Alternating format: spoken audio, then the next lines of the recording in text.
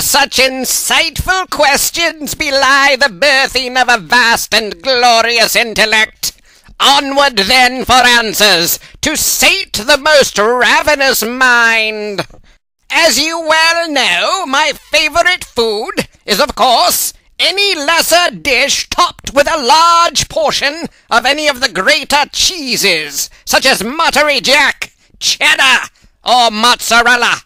And despite my 3-year relocation to Japan, my favourite food remains unchanged by any alteration whatsoever in either time or space. However, upon that island of mountainous Fuge, I did become quite fond of a number of culinary peculiarities, the first and most mentionable of which are tiny baby octopi. These odd little tasties are served quite whole and utterly betentacled to provide a great long savouring as one chews upon them with raucous abandon. The other great dish of notable mention is the scrod. Indeed, upon venturing into an unknown establishment where nary a speaker of modern wench was to be found, we were greatly set upon to determine what we should eat. But alas, a careful investigation of the menu provided us with a single intriguing word that could not be easily resisted. There, upon the page, was plainly writ, "Scrod." With the utmost haste did we determine to have at these dubious scrod, and see upon what fortune our tongues might fall.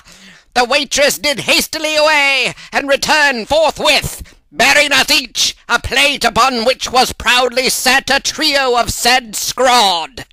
What seemed to be 3 smallish and entire fish, somehow battered and lightly fried, sat upon the plate before me, and stared with a pitiful gaze through a deep-fried eye.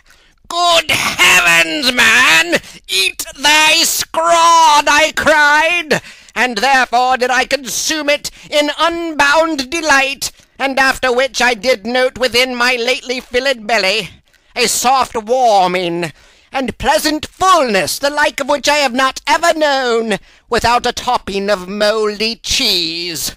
Scrod! Scrod indeed!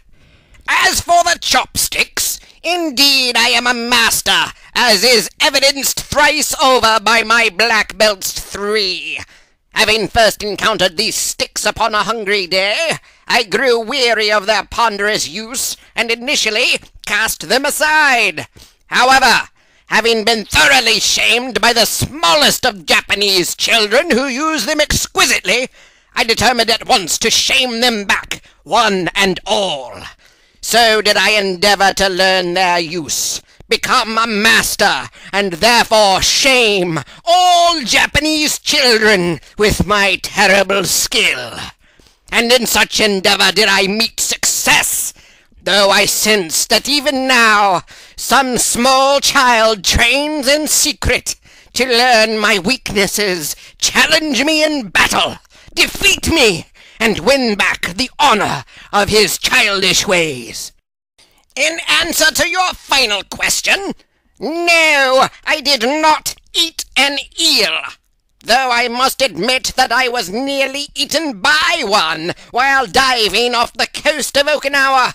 As I swam happily about the isle to capture this representation of my accomplices, I happened to spy the errant eel as it peered greedily at my knee, and in the very nick of time I did swim away from that terrible creature.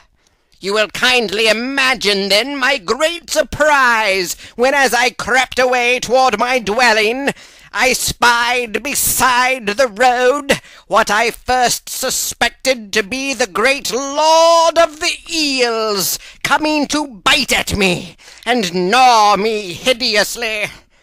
I am relieved to report, however, that this vision proved to be little more than the statue that the ancient eels of long ago constructed and no doubt knelt before in blasphemous worship.